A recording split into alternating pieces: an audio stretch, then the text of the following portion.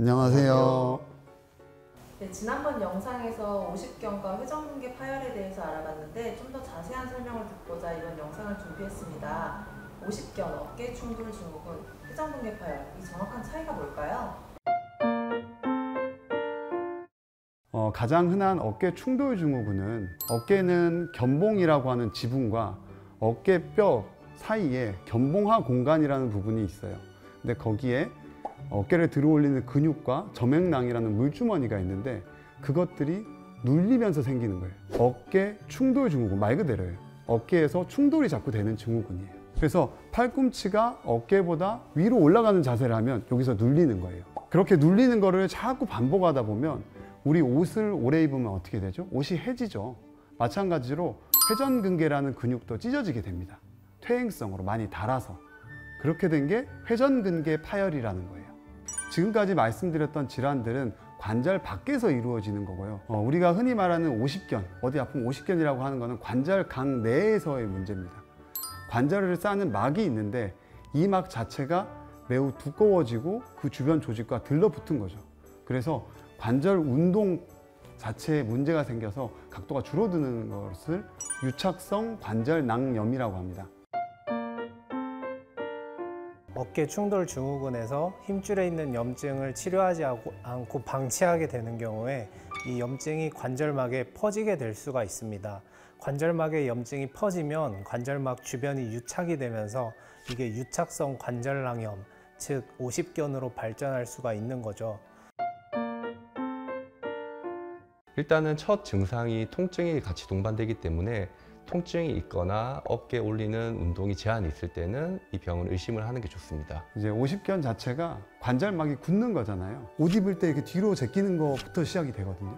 그래서 이게 안 된 다음에 바깥쪽이 또 굳어요. 바깥쪽이 굳으면 안전벨트 매는 게 또 힘들어져요. 그래서 이런 것들이 조금 시작된다. 반대편보다 뭔가 관절 각도가 좀 떨어지는 것 같다. 통증이 있다. 그러면 이제 의심을 하기 시작해야 되는 거죠. 어깨 질환인데 다른 부위나 목에 날개뼈에 주변 통증이 생기기도 하나요? 오십견이라는 거는 관절이 굳은 거라고 말씀드렸잖아요. 관절 자체가 부드럽게 움직여야 되는데 딱 붙잡히는 거거든요. 굳었으니까 이 주변에 있는 근육들이 많이 쓰게 되는 거예요. 쓰지 않아도 되는 근육들이. 몸 근처에 있는 근육들이 과사용되고 과긴장이 되게 되면 주변 날개뼈 안쪽이라든지 여기 바깥쪽이라든지 신경을 타고 방사통 양상이 나타나기도 해요. 침대에 누워서 팔을 들어보면은 팔이 들리지가 않습니다.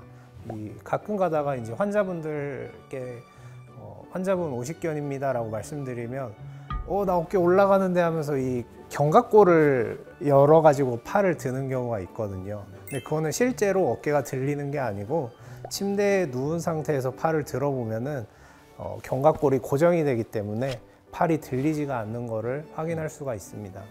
회전근개가 파열이 되면 어깨를 내가 들어 올리는 근육이 문제가 있으니까 능동적인 움직임이 좀 안 되거든요. 특정 각도 내에서.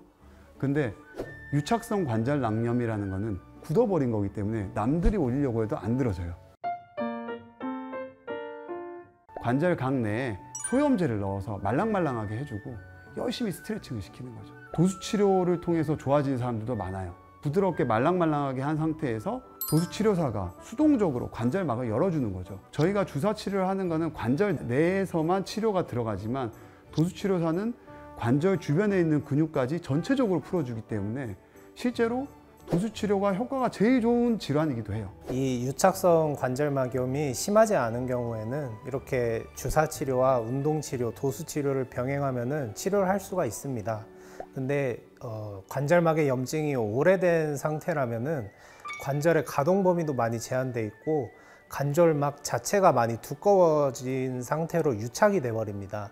그럼 이때는 운동하는 게 너무 괴롭고 주사 치료를 병행을 하더라도 효과가 크지가 않습니다. 그래서 이제 병원에서는 이 수동적 관절 유리술을 통해서 이 두꺼워진 관절막 오십견을 해결할 수가 있습니다. 비관절적 수동술은 실제로 되게 간단합니다. 목에서 신경주사를 놔서 어깨부터 팔까지 다 마취를 시키는 거죠. 한 3시간 정도. 마취가 끝난 후에는 옷을 입은 상태에서 저희가 손을 들고 돌리고 하면서 관절막을 열어주는 거죠. 근데 워낙 들러붙어 있기 때문에 우리가 들기만 해도 이 관절막이 툭툭툭툭 하면서 열립니다. 늘려주는 거죠. 부분적으로는 찢어지면서 그런 치료를 할 수가 있습니다. 주의할 점은 하고 나서 1주일, 2주일 정도가 제일 중요해요. 통증을 우리가 없애기 위해서 지속적으로 반복적으로 주사 치료를 하면서 열심히 스트레칭을 하셔야 돼요. 다시 들러붙거든요. 관절막은 다시 들러붙어요. 그렇기 때문에 들러붙지 않고 그 볼륨을 유지하기 위해서는 열심히 집에서 스트레칭을 해줘야 돼요. 본인이 여건이 되는 분들은 도수 치료를 받으면서 주변 근육을 다 풀어주고 이런 과정들이 있으면 대부분 1, 2주 안에 굉장히 만족하면서 고마워 이렇게 얘기하시죠. 이 치료가 필요하신 분들은 어떤 분들이실까요? 사실 딱 적응증이 정해져 있는 건 아니에요. 하지만 일반적으로는 다른 병원에서 주사 치료를 여러 번 받았는데도 비슷하다. 또는 어느 이상 한계에 도달한 분들. 또는 처음 오셨는데 아예 심해. 이것밖에 안 돼. 이것밖에 안 돼. 잠을 못 자. 그러면 그런 분들 적응증으로 생각하고 있습니다. 네, 보통 이제 집에서 간단히 할 수 있는 거는 누운 상태에서 팔을 반대쪽 손으로 이렇게 쭉 올리는 겁니다. 팔 무게 때문에 이 범위가 점점 늘어날 수밖에 없고요. 이게 전방 거상이라고 하는 거고요. 팔꿈치를 옆으로 붙인 상태에서 밖으로 돌립니다. 이게 관절안이 굳어 있기 때문에 세게 확 늘리기보다는 지그시 늘리면서 점점 범위를 늘리는 거고요. 팔꿈치를 몸에서 띄시고 이렇게 하시는 분들이 있어요. 운동 설명해 드리면. 근데 이제 주의할 게 팔꿈치를 꼭 몸의 옆구리에 붙인 상태에서 해야 됩니다. 그래야지 외회전 운동이 잘 될 수가 있습니다. 네, 누운 상태에서 손을 이렇게 당겨주면서 이 가동 범위를 늘리는데 이 각자의 한 동작은 앞쪽, 뒤쪽, 옆쪽 하나씩 늘리는 동작이에요. 그래서 바른 자세로 정확하게 하면 훨씬 더 효율적으로 잘 늘어날 수가 있습니다. 지금 영상을 보고 계신 분들 중에 이런 증상이 하나라도 있는 경우에는 일단은 전문의한테 상의를 받는 게 중요하고요. 정확한 진단을 내려야 정확한 치료를 할 수 있기 때문에 반드시 병원에 내원을 해서 진료를 보시는 걸 권유해 드립니다. 감사합니다.